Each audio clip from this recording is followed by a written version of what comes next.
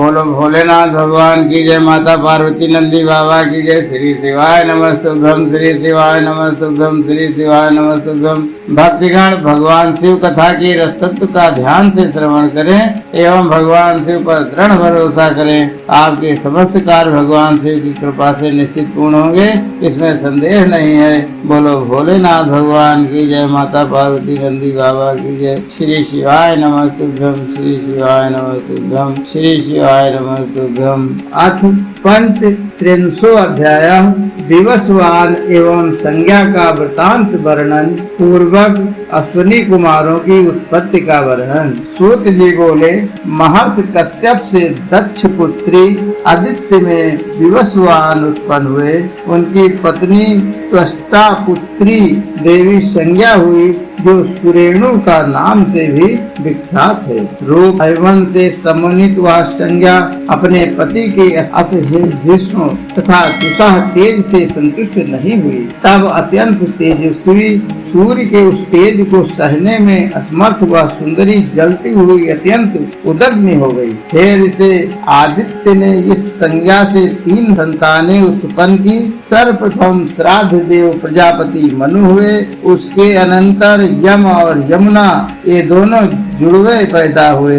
इस प्रकार सूर्य से संज्ञा में 3 संतानें उत्पन्न हुई। उसके बाद सूर्य के उस सर्वतुल अर्थात उत्पीड़क रूप को देखकर उसे सहन न करती हुई उस संज्ञा ने अपनी सुंदर छाया का निर्माण किया। तब उस महामाई छाया ने संज्ञा से भक्ति पूर्वक कहा, हे शुभे, हे सुचिस्मते, मैं यहाँ आपका कौन सा कार्य करूं, बताओ। संज्ञा बोली, तुम्हारा कल्याण हो, मैं अपने पिता के घर जा रही हूँ। तुम इस भवन में निर्विकार भाव से निवास करो। यदि तुम मेरा हित चाहती हो तो मेरे इन दोनों साधु स्वभाव पुत्रों का भी और इस सुंदरी कन्या का सुख पूर्वक पालन करना। छाया बोली, हे देवी, मैं अपना केस पकड़े जाने तक अत्याचार सहन करूंगी और तब तक आपका रहस्य सूर्य से नहीं कहूंगी। आप सुख पूर्वक जाइए। सूत जी बोले, ऐसा कहे जाने पर वह संज्ञा लज्जित हो अपने पिता के पास चली गई। वहाँ पर पिता ने उसे बहुत फटकारा और वहाँ जाने के लिए उसे बारंबार विवश किया। तब वह अपने स्वरूप को छिपाकर घोड़ी का रूप धारण करके उत्तर कुरुदेश में जाकर कृष्णों के बीच गुप्त रूप से विचरण करने लगी। उसके बाद सूर्य छाया को ही संज्ञा समझकर उससे सावर्ण मनु नामक सुंदर पुत्र को उत्पन्न किया। संज्ञा द्वारा प्रार्थना किए जाने पर भी वह छाया अपने पुत्र सामण से अधिक स्नेह करती थी, किंतु संज्ञा पुत्रों से उतना स्नेह नहीं करती थी। श्राद्ध देव मनु ने तो इसे सह लिया, किंतु यम को यह सहन नहीं हुआ। इसलिए जब बचपने के कारण तथा भव्यता के बस हो क्रोधित होकर उन वैवश यम ने छाया को पैर उठाकर धमकाया। तब पापनी छाया ने क्रोध पूर्वक उसे शाप दे दिया कि तुम्हारा यह चरण पृथ्वी पर गिर जाए। उसके बाद यम ने हाथ जोड़कर सारा समाचार अपने पिता से निवेदन किया। शाप के भय से अत्यंत व्याकुल एवं संज्ञा के वचनों से प्रेरित हुए यम ने कहा कि माता को चाहिए कि वह अपने सभी पुत्रों में स्नेह पूर्वक समता का व्यवहार करे, किंतु वह छाया तो हम लोगों से स्नेह हटाकर केवल छोटे भाई का लालन पालन करती है। इसलिए मैंने उसे मारने के लिए पैर उठाया। इसे आप क्षमा कीजिए। हे देवेश, हे तेजस्वियों में श्रेष्ठ, हे गोपति, माता ने मुझे शाप दिया है, अतः आपकी कृपा से मेरा चरण न गिरे। सविता बोले, हे पुत्र, इसमें निसंदेह कोई कारण होगा जिससे तुम्हारे जैसे धर्मज्ञ तथा सत्यवादी को क्रोध उत्पन्न हुआ। तुम्हारी माता का वचन तो मिथ्या नहीं किया जा सकता है। कीड़े तुम्हारे चरणों का मांस लेकर पृथ्वी में चले जाएंगे, इससे उसकी बात भी सत्य हो जाएगी और तुम्हारी रक्षा भी हो जाएगी। हे तात, हे प्रभु, अपने मन को आश्वस्त कर लो और संदेह मत करो। सूत जी बोले, हे मुनीश्वर, यम नामक पुत्र से ऐसा कहकर आदित्य सूर्य ने क्रोधित हो उसे छाया से कहा। सूर्य बोले, हे प्रिय, हे कुमते, हे चंडी, तुमने यह क्या किया? तुम अपने पुत्रों में न्यूनाधिक स्नेह क्यों करती हो, इसे मुझे बताओ। सूत जी बोले, अपनी इच्छा से प्रज्वलित हुए सूर्यदेव के द्वारा जलाई जाती हुई छाया ने उनका कथन सुनकर तथ्यपूर्ण उत्तर दिया।